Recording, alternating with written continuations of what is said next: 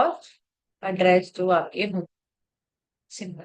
Then आपका learn profession, mostly यहाँ पे बच्चे जाते हैं बिकॉज यहाँ पे 1 से 2 साल का गैप प्लस 2 के बाद एक्सेप्ट होता है, और बैचलर के बाद होता है आपका 5 साल का गैप एक्सेप्ट।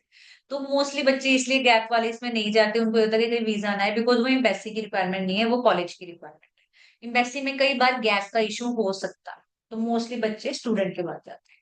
तो अगर आप स्टूडेंट हो तो आप नॉर्मली यहाँ पे सिलेक्ट कर दोगे स्टूडेंट, और कुछ नहीं लिखो। बट अगर आप करंटली जॉब कर रहे हो, तो आप यहाँ पे किस फील्ड में जॉब कर रहे हो, सपोज आप मैनेजर हो, तो यहाँ पर आप करंट एम्प्लॉयर का नाम लिखो, XYZ जो भी आपकी कंपनी है, दैट्स इट। अगर आप जॉब छोड़ चुके हो, तो जॉब छोड़ने के बाद भी आप स्टूडेंट ही रहोगे। क्यों? बिकॉज आप जॉब छोड़ चुके हो, करंटली आप स्टडी वीजा के लिए जा रहे हो, तो यू आर, तो ये ऑप्शन आएंगे।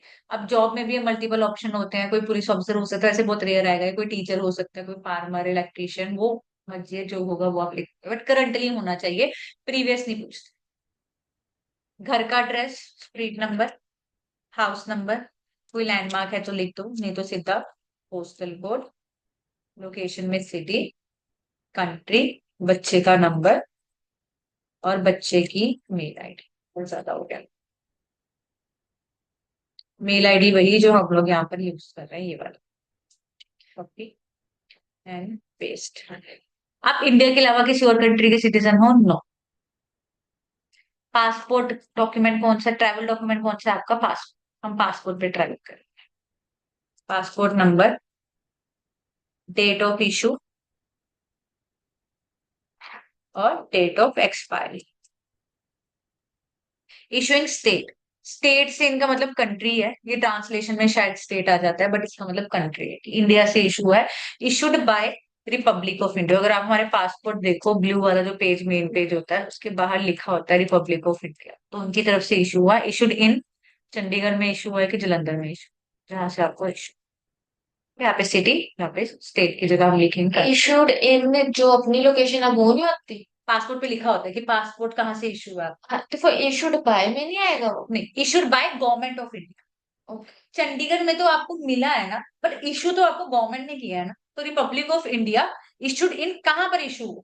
चंडीगढ़ में, जलंधर, वो चीज कि वहां से आपको मिला, आपने अप्लाई वहां पे किया था, मिला गवर्नमेंट से, ये चीज है। इशूड इन जैसे अभी देखो मेरे को आ रहा है, मैं लुधियाना से हूं, तो फिर मैं लुधियाना भरूंगी।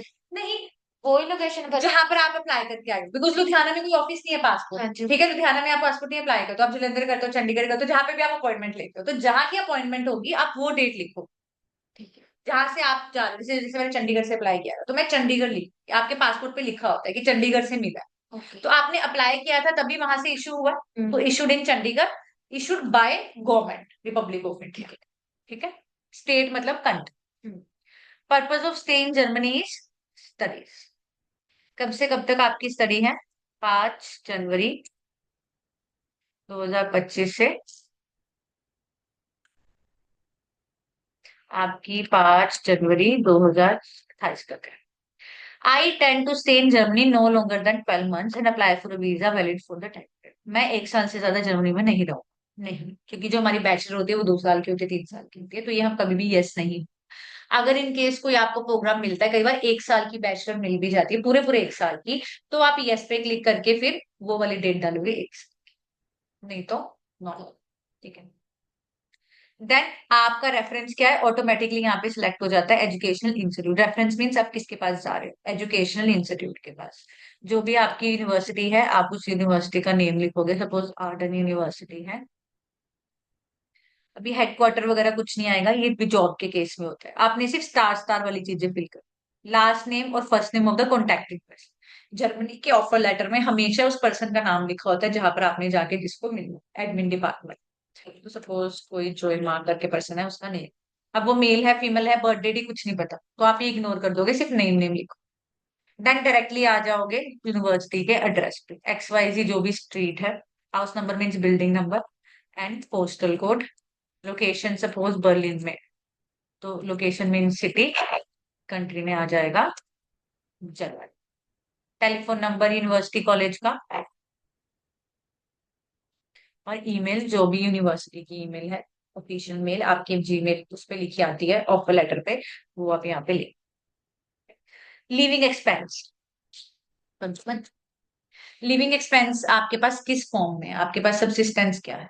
ब्लॉक अकाउंट के फॉर्म में, बिकॉज ब्लॉक अकाउंट हमारे लिविंग एक्सपेंस ही होते हैं। कि लिविंग एक्सपेंस के लिए आपके पास खर्चा कहाँ है? Block account. ये उसमें नहीं होता है ना, उसमें टूरिस्ट टूरिस्ट में। में ही नहीं। ठीक है। अब ब्लॉक अकाउंट आपका खुला कहाँ पर है? अब हमने जब ब्लॉक अकाउंट ओपन कराया था तो हमने यूनिवर्सिटी का नाम बताया था।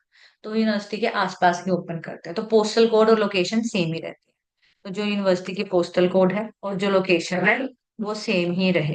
अब वहां जाकर किसी भी नियरेस्ट ब्रांच में जाकर ब्लॉक अकाउंट दिखाओगे, वो आपका ओपन कर देगा। अभी ऑनलाइन आप अकोमोडेशन कहाँ पर लोगे? हमेशा कलेक्टिव अकोमोडेशन पे क्लिक करना है, बिकॉज आपको नहीं पता आपको सिंगल रूम मिल रहा है, डबल रूम मिल रहा है। कलेक्टिव मीन्स अलग अलग डिफरेंट टाइप्स के अकोमोडेशन, कोई भी मिल गया मैं उसमें रह लूंगी। Will permanent residence outside the Federal Republic of Germany be written? हमेशा आपकी पीआर मतलब परमानेंट रेजिडेंस जर्मनी के बाहर की ही रहेगी।